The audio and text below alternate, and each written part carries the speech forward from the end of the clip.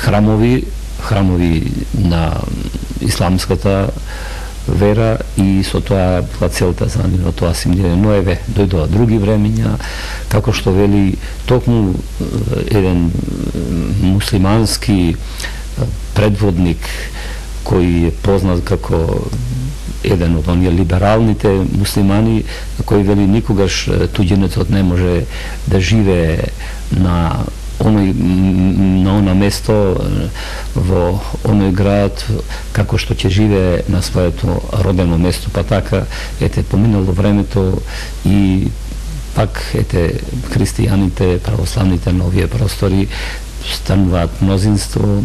пак се подигнаа црквите, пак се обновија манастирите, но не во онаа бројка 100 како што биле тогаш, но и ова бројка не е за подценување, само ние да ги посетуваме тие цркви и манастири и аманетот, пораките на Свети Нектари и на сите светители,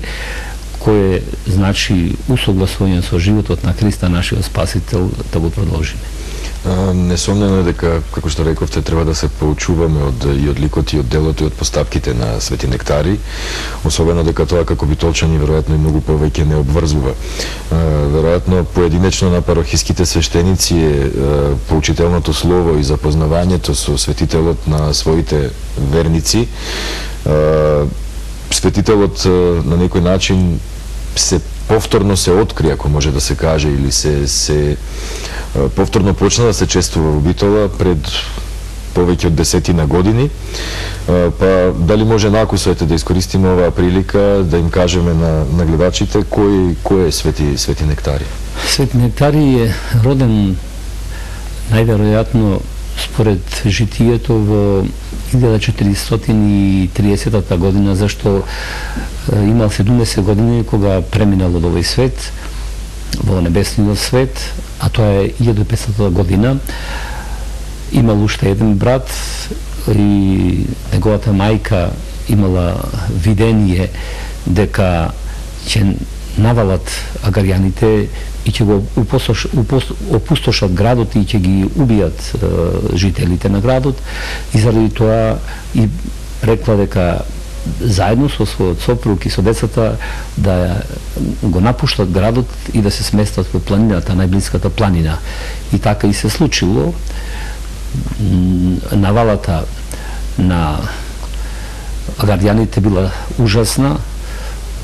народот бил убиен, масакриран во најголема мера, а се разбира дека и куќите биле изгорени, уништени, црквите урнати и така натаму, и манастирите, но мајката на Свети Нектари, родителите и тие се радувале од една страна што Господ преку интервенцијата на Пресвета Богородица, на Мајката Божја, останале живи, а од друга страна страдале затоа што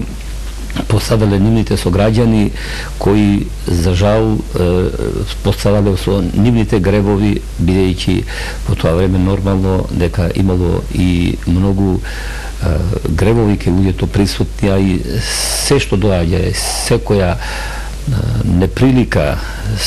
секое невреме што ќе се случи, се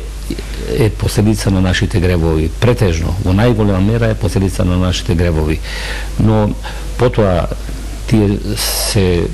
сместиле во близината на подножјето на планината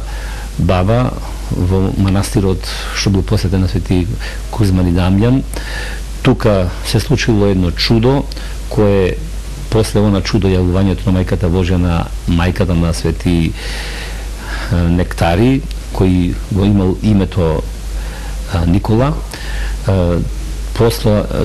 ова чудо тој сметал дека веќе патот му го покажува Господ дека треба да го напушти овој свет и да почне да живее друг живот, поинаков живот, целосно предаден на Бога. Па така ги напуштил родителите и побегнал во Света Гора. Таму бил примен од еден духовник по име Диониси, кој бил потекло од Цариград, а бил на некој сенатор син, и тој имал духовник Филотеј, го однесол кај Филотеј свети нектарие и тој му се обратил со зборовите како што е неговото име, дека е син на Пахомии и дека неговото име Нектари. Тогаш свети Нектари го прашал од каде ми го знаеш името, рекол Господ, што тебе те испрати овде, ми го кажа тоа, така што уште еднаш се уверил свети Нектари дека видовитоста и знаењето на овој Божи угодник е токму во насока на тоа да му помогне на свети Нектари целосно да му се предаде со својот живот во пост, молитви и во постојано размислување за Бога. Па така искушенијата ни во монастирот не престанале, зашто некој од монасите бил од сатаната, кој бил негов сокелиник, наговорен дека треба тој да го напушти манастирот, во противно дека еден од нив ќе биде мртов. Поради тоа, неговиот духовник Дионисий и големиот духовник Филотеј препорачале за известно време кај еден друг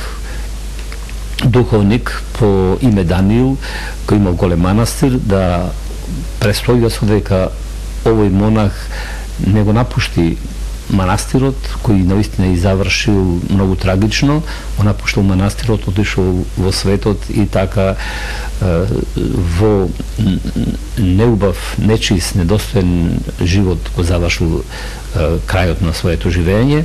а понатаму свети Нектари по почивката на Филотеј и на Дионисий продолжил понатаму со уште поголеми подвизи, зашто Господ пред крајот на неговиот живот му дал и болест за уште повеќе да се приврзе кон Бога. Но Господ се вели дека не дозволува неговиот светец да доживее распаѓање, гниење, трулење и поради тоа неговото тело во кое живее Светиот Дух, како што вели светиот апостол Павле, зарем знаете дека вашите тела се храм Божи и дека во нив живее Светиот Дух и го прославил Бог со тоа што неговото свето тело останало нераспадливо и до ден денес во неговата келија во Кареја, каде што и се подвизал во свети Нектари, го завршил својот земен живот и преминал во оној свет во 1500 година и останува голем молитвеник и познат кај светогорците како голем подвижник, со тоа што и неговото свето тело до ден денеска останува нераспаднато. Уште еден доказ е дека свети Нектари го заслужил со својот духовен живот она што Господ го определува за неговите послушници, што, како што рекол Господ,